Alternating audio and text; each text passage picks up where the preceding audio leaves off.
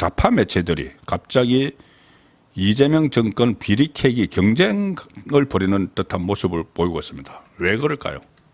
자, 그래서 제가 썸네일에 이 정권의 권력암투 불붙었다 이렇게 그 썸네일에 표를 했는데 뭐냐 하면은 모든 역대 정권에서 처음에 출범을 하게 되면은 이 이너스컬 사이에 파워게임이 막 벌어지죠. 파워게임이 벌어져서 가장 대표적인 게 이제 인사 문제를 놓고 내가 얼마나 어떤 만큼 내 몫을 차지할 것인가 롱공 행상하는 과정에서 파워게임이 상당히 크게 일어나고 있습니다. 제가 계속 제 책을 말씀드리게 되는데 이 대통령이 사람 쓰기 이 책에서도 제가 쓴 책에서도 그 부분을 상당히 많이 제가 다뤘습니다. 특히 이명박 정부 초기 때나 뭐 문재인 정권 때도 마찬가지고 그 파워게임이 막 벌어지는데 그것을 어떻게 잘 관리하느냐에 따라서 이게 뭐 조기에 수습되기도 하고 이걸 잘못 관리를 하면은 정권 내내 이 어떤 갈등이 계속 일어나는 상황이 되는 거죠.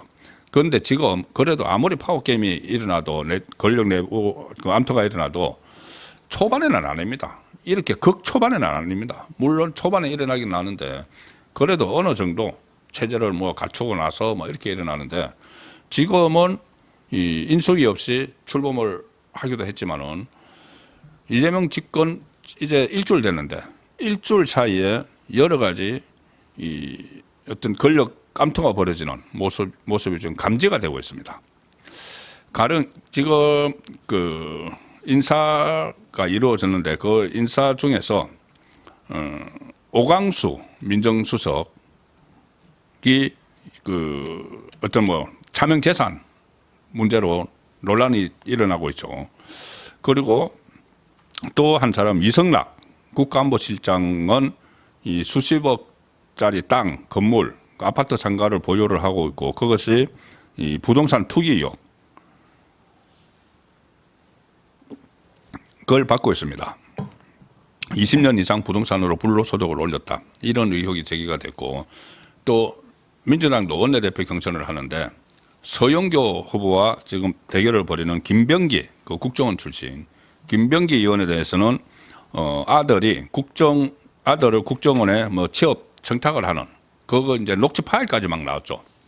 그래서 일종의 인사 참사가 막 일어나는 뭐 김병기는 인사 참사하고는 좀 다르지만은 앞에 오광수나 이성락 그리고 또 여러 다른 사람들 그런 상황이 벌어지고 있는데 자 이게 좀 얼른 납득이 되지 않는 것이 이런 의혹들 오광수, 이성락, 김병기에 대한 의혹들이 이 보통 이제 정권 초기가 되면은 언론 매체의 보도에 의해서 여러 가지 이런저런 그 새로 중요한 자리를 맡은 사람들에 대해서 의혹이 제기가 됩니다.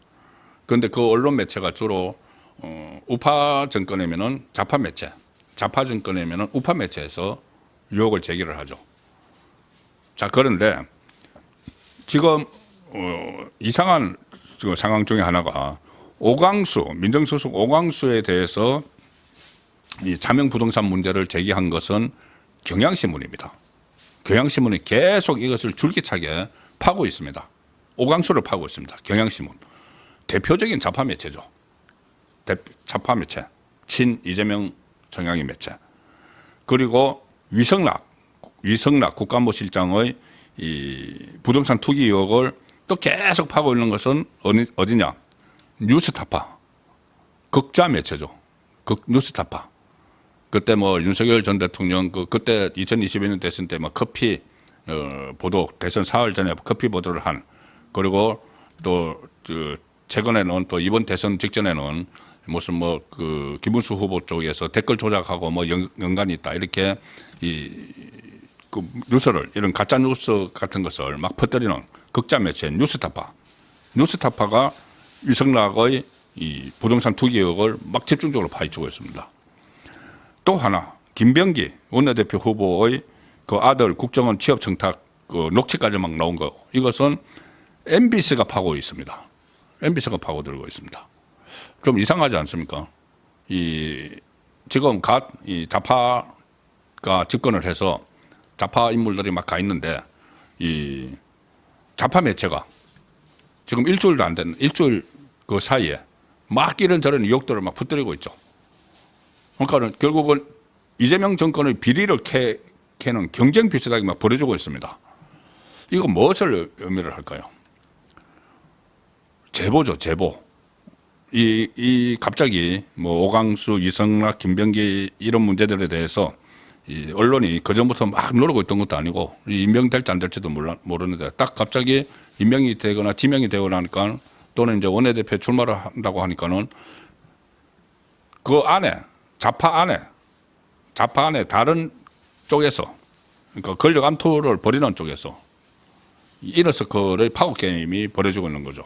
제보에 의한 것이 아닐까. 물론 이게 제가 확언을 할 수는 없지만 취재 과정을 제가 뭐 이렇게 확정을 할 수는 없지만은 저도 뭐 신문기자 생활을 오래 했으니까는 이런 기사가 갑자기 막 쏟아져서 막 후속해서까지 나오는 것은 확실한 제보가 있다. 제보자가 있다. 근데 그 제보자가 이 묘하게도 전부 다 좌파 매체에 막 제보를 했으면은 이 좌파 진영에서 나온 거죠. 좌파 진영에서 나와서 이런 제보가 있다는 것은 결국은 내부에서 권력 암투가 지금 벌어지기 시작했다. 권력 암투를 벌이는 이유는 뭐 여러 가지가 있죠. 그 중에서 가장 큰 것이 이제 인사의 불만을 품은. 예를 들어서 왜 오광수를 민정수석에 시켰느냐.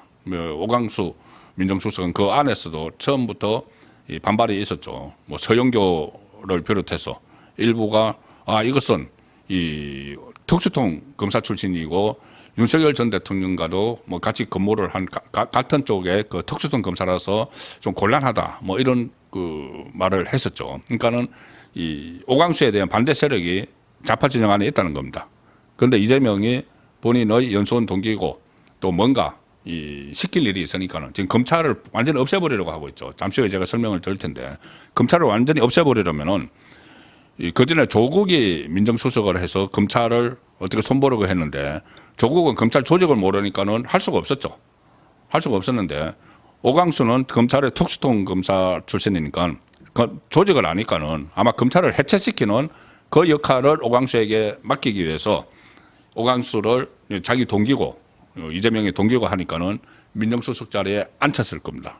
그런데 그 민정수석이 이 탐탁지 않은 좌파 안의 다른 세력에서 이것을 계속 그 시비를 걸고 부동산 그 차명 문제 그리고 또 그 차명 부동산을 이용한 대출 이런 이야기까지 지금 계속 연달아 나오는데 그것을 주도적으로 보도하는 쪽이 경향신문이다. 좌파 쪽이 경향신문이다. 그러면은 그 좌파 진영 안에서 뭔가 암투가 벌어지고 있는데 이게 오광수 문제가 이게 간단한 문제가 아닙니다. 왜 그러냐 하면은 지금 조금 전에 그 용산 대통령실에서 이게 여러 가지 그러니까 오광수 차명 부동산 재산 신고 누락 차명 대출 이런 의혹들이 막 나왔는데도 그 경실련 같은 데서 좌파 단체에서도 임명 철회하라 이재명을 향해서 결국 취임하자마자 인사 참사가 나고 있는 겁니다. 임명 철회하라 막 이렇게 그 이야기를 하는데도 오늘 그 대통령실이 이렇게 이야기를 했습니다. 차명 대출 의혹까지 됐음에도 불구하고 본인이 그에 대한 안타까움을 표하고 있다. 오광수가 이 언론에 대해서 내가 그 잘못한 일이다 이렇게 이제 이야기를 하고 있습니다. 그렇게 하고 있으니까는 경질할 생각이 없다. 이게 버티고 있습니다. 이게 만약에 경질을 하게 되면은 이제 인사참사 1호가 되는 거죠. 1호가 되면은 이재명 정권은 초반부터 엄청난 부담이 생깁니다. 왜 그런가 하면은 다른 사람도 아니고 민정수석입니다. 원래 민정수석이 인사검정의 총책임자죠. 과거에 청와대 민정수석이 인사검정의 총책임자입니다. 그래서 그때 뭐 조국 문재인 때 조국 민정수석 시절에 타이스타젯 이상직 거기에 대해서 인사검증 제도를 하지 않고 그래서 검찰에 불려가기도 했죠. 인사검증의 총책임자가 민정수석이었는데 문재인 때까지 윤석열 전 대통령이 그때 이 민정수석실을 없애면서 그 인사검증 기능을 법무부로 줬습니다. 법무부 인사 관리단 이쪽에 줬는데 이걸 3년 만에 이재명이 다시 민정수석실로 넘긴 겁니다. 민정수석실로 넘겨서 민정수석이 이 인사검증의 총책임자가 되도록 하고 그 1호 자리에 앉힌 사람이 바로 오광수죠. 그런데 오광수가 이런 논란으로 그렇죠. 자명재산관리 이런 논란으로 만약에 낙마를 하게 되면은 인사검증 총책임자를 검증조차 하지 않고 거기에 자리에 앉혔고 그러면은 오광수에게 이런 사람에게 인사검증을 맡기려고 했느냐. 그러면은 굉장히 초반에 큰 타격이죠. 그래서 지금 버티고 있는 겁니다. 이재명이 어떻게 하지 못하고 버티는데 이게 과연 버틸 수 있을까? 제 경험으로 보면은 다른 것들이 또 터집니다. 어차피 막 제보가 들어가기 시작하니까는 다른 것들이 터지면은 이 오광수가 낙마 1호가 될 가능성이 상당히 높은 것이죠. 자, 그래서 이것은 이제 그런 문제 때문에 파워게임이 일어나고 있는 것이고 위성락 같은 경우는 이 국가안보실장인데 지금 이종석 국정원장은 이 노무현 정부 때부터 일종의 외교에서 있어서 자주파죠. 북한 입장을 우선시하는 자주파인데 거기에 대치되는 파벌이 외교 라인에서 한미동맹파인데 위성락은 한미동맹파입니다. 그런데 한미동맹파인데 이재명이 아마 지금 미국의 눈치도 어느 정도 봐야 되니까는 뭐 처음부터 트럼프하고 통화도 못하고 잘못하면은 미국으로부터 완전히 외면을 받을 수가 있는 그 상황이어서 아마 위성락을 국가안보실장으로 한미 동맹파를 앉혔는데 트럼프 눈치 보느라고 그러니까 지금 새로운 집권 세력 안에서 자주파 북한의 우호적인 자주파 특히 국정원장 내정자인 이종석 이런 자주파들이 또 곱게 보지 않는 거죠. 그래서 아마 자주파가 위성락을 또 쳐내기 위해서 이 부동산 투기 의혹 같은 것을 흘리는 것은 아닌가. 그래서 그것을 뉴스타파 쪽에 제보를 했을 가능성. 제가 이제 단언을 해서 드리는 말씀은 아닙니다. 제 정치부 경험에 의하면은 이런 기사가 계속 쏟아지는 것은 이런 경우가 많다 해서 제가 말씀을 드리는 것이고 단언은 아니지만 그럴 가능성이 높다는 이야기죠.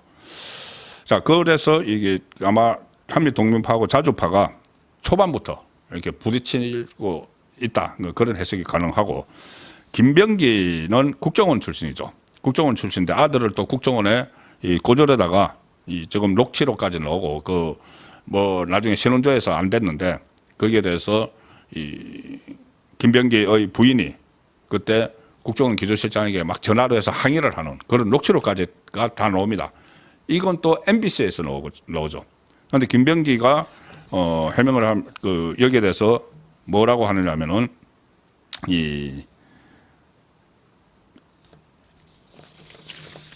어떤 국정원 안의 내부 문제가 있는 것처럼 이렇게 이야기를 했습니다.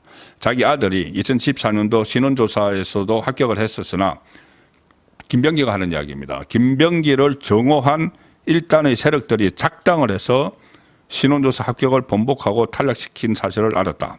자, 이거는